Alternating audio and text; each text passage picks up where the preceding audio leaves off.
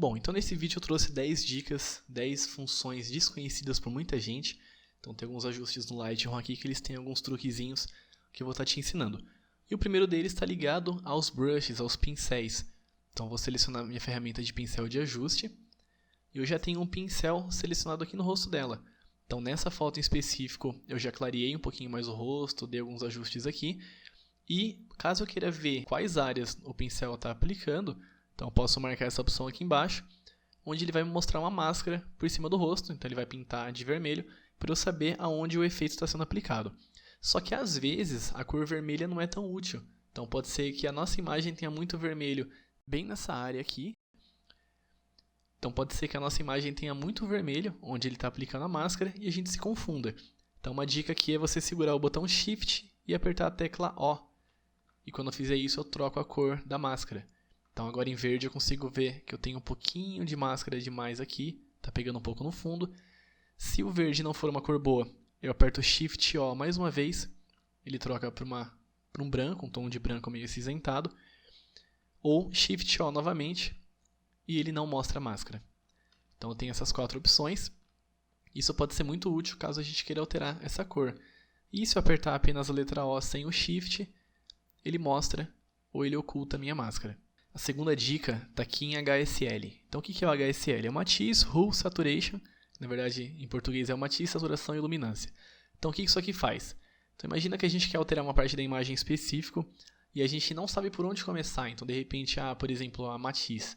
Então, no caso da Matiz, eu tenho que regular ajuste por ajuste para a foto ficar legal. Só que às vezes eu não sei por onde eu começo, tem muita cor na minha imagem. Então o que eu posso fazer é selecionar esse botãozinho. Então eu marco ele aqui. Vou pegar, por exemplo, a cor de pele dela. Assim que eu pego na cor de pele dela, repara que o laranja já ficou negrito. Se eu venho para o verde aqui, o amarelo já ficou negrito. Se eu vou para o vermelho, ele já pinta o vermelho. E inclusive ele pega mais de um canal desses aqui. Então, nesse cantinho aqui ele vai mostrar que ajuste ele vai fazer. Então, por exemplo, eu vou pegar uma cor da testa aqui, ele deixou negrito laranja. Só que quando eu arrastar, ele vai mover mais de um slider ao mesmo tempo. Então aqui eu consigo ter um controle melhor.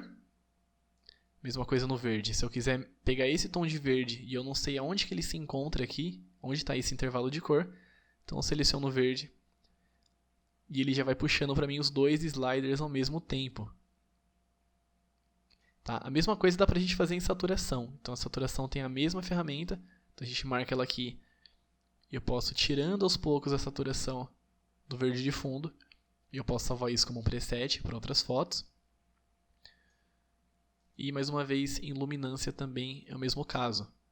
Então posso só escurecer a parte do fundo, ou só clarear uma cor em específico, sem eu precisar ficar procurando ela no meio dessas combinações. A terceira dica está ligada à máscara de clipping. Então eu vou te explicar como que funciona. Então basicamente você aperta a letra J no teclado e ele faz isso aqui. Então nessa foto ele já me mostrou que todos esses pontos em vermelho, eles estão completamente estourados de branco. Então não tem informação a ser recuperada aqui. Então normalmente o que eu teria que fazer é descer o meu slider de exposição, ou de realces, ou de brancos, para eu eliminar esse efeito. Então eu teria que fazer o seguinte. Começar a escurecer minha foto, porque ele quer que eu fotometre no ponto mais branco. Só que nesse caso, essa é uma foto que a gente tem o sol batendo diretamente no modelo, então eu não vou fazer esses ajustes. Mas o mesmo se daria para caso a gente tivesse tons muito escuros. Então os tons pretos que não têm informação, ou seja, que eles estão completamente escuros, o Lightroom pinta de azul. Então aqui em cima você pode ver que a gente acendeu o botãozinho de realce, recorte de realce. Eu também tenho na cor azul aqui. E caso eu comece a escurecer bastante a minha foto, eu começo a ter alguns pontos como esse daqui, que ele me mostra onde está o preto absoluto. Então isso ajuda bastante caso a gente queira que o algoritmo do Lightroom nos diga onde eu devo clarear minha foto, onde eu devo subexpor ela um pouquinho, para a gente poder ter o melhor resultado. A dica número 4 está aqui em Crop. Então quando eu apertar a sobreposição de corte, ou apertar a letra R, quando eu abrir essa janela, se eu vir com o mouse do lado de fora, então eu consigo clicar e arrastar para eu alterar a linha do horizonte. Então caso eu queira reenquadrar minha foto, de repente corrigir uma inclinação, então eu posso arrastar por aqui. Só que nem sempre a gente tem um resultado muito bom tentando acertar por aqui. Então o que a gente pode fazer é selecionar essa opção E aí eu tenho que marcar uma linha, eu tenho que desenhar uma linha na imagem onde o Lightroom vai automaticamente endireitar minha foto. Então vou fazer uma linha seguindo o poste aqui. E automaticamente ele já enquadrou a minha foto. Então aqui eu sei que utilizando o crop com essa ferramenta de correção de ângulo, eu tenho um resultado muito mais fácil, muito mais prático do que eu ficar tentando acertar na mão e olha e volta e corrige. Então por aqui uma forma bem mais prática. Quinta dica, eu gosto de chamar de modo escurinho do Lightroom. Então basicamente você vai apertar a letra L do teclado e quando você fizer isso, ele gera uma máscara em torno do programa, do software em si. Então você para de ver os ajustes. Se apertar mais uma vez, ele escurece 100%. Então isso é muito bom para a gente poder finalizar uma imagem, aperta esse modo escurinho e a gente olha todos os detalhes, vê se não tem nada para clarear, nenhuma parte para a gente mexer. E eu aperto L novamente e eu volto. Se a gente quiser, a gente pode configurar esse efeito aqui em preferências. Então a gente vem aqui em interface e ele é chamado de luzes apagadas. Então tem a cor da tela e o nível de enfraquecimento. Então por padrão ele está em 80%, eu sempre deixo nesse padrão, mas eu posso aumentar ou diminuir esse valor. E para a sexta dica, então a gente vai voltar aqui na ferramenta de crop, ferramenta de sobreposição de corte. E aqui a gente tem essa grade, então automaticamente quando a gente inicia um crop na imagem, a gente tem uma grade para a gente poder se orientar, acertar as linhas de horizonte e alinhar da melhor forma. Porém, o Lightroom nos fornece outros tipos de grade para a gente poder sobrepor a imagem. Então basicamente eu vou apertar a letra O do teclado, então aperto uma vez, ele trocou para esse aqui, também tenho esse, mais um, a gente também tem esse espiral que ele é muito utilizado, dizem que os melhores enquadramentos utilizam esse espiral, e caso a gente queira eu posso segurar o botão Shift e apertar a letra O para eu poder inverter esse espiral.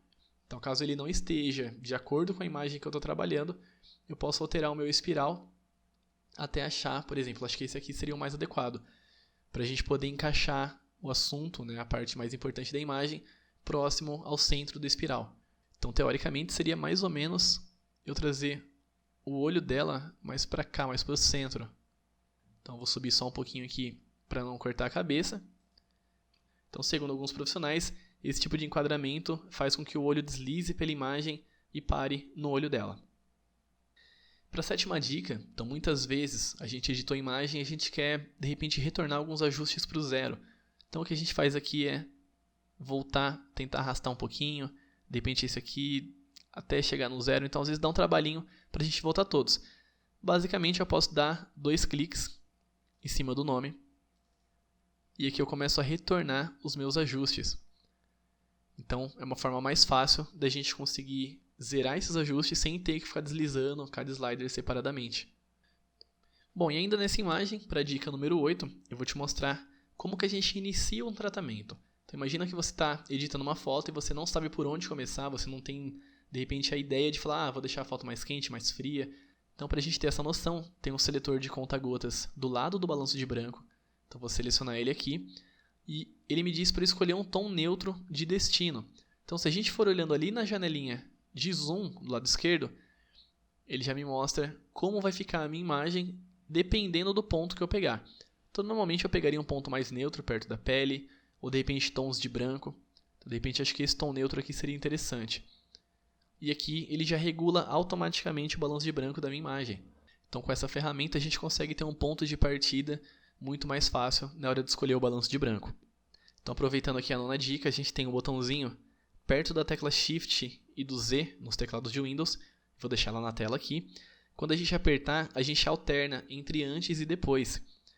Então vamos apertar uma vez aqui, ele mostrou antes, aperta uma vez e ele mostra o depois. Então o interessante dessa ferramenta é que ela mantém o corte.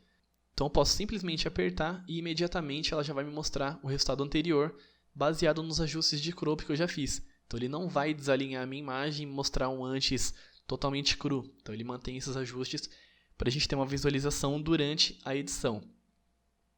Então para a 10ª e última dica, então a gente tem aqui embaixo o nosso menu de fotos. E muitas vezes, quando a gente trabalha com notebook que de repente não é Full HD ou a gente quer mais espaço na tela, a gente deixa isso aqui desativado. Então por padrão ele fica ativado, ele ocupa um espaço maior na tela. E eu posso clicar aqui e ocultar ele. Só que acontece, muitas vezes quando eu estou editando, sem querer eu passo o mouse por cima e ele abre sozinho. Então como que a gente evita isso? A gente aperta com o botão direito aqui em cima e tem as opções ocultar e mostrar automaticamente, ocultar automaticamente ou manual. Então eu vou deixar no manual para ele obedecer o meu ajuste, e uma vez que eu deixo fechado, eu posso passar o mouse várias vezes aqui que ele não vai abrir. A mesma coisa funciona aqui em cima, tá? E inclusive eu posso sincronizar eles dois. Então caso eu queira sincronizar com o painel oposto, se eu deixar esse aqui fechado, ele fecha o de baixo. Se eu abrir aqui embaixo, ele abre em cima também.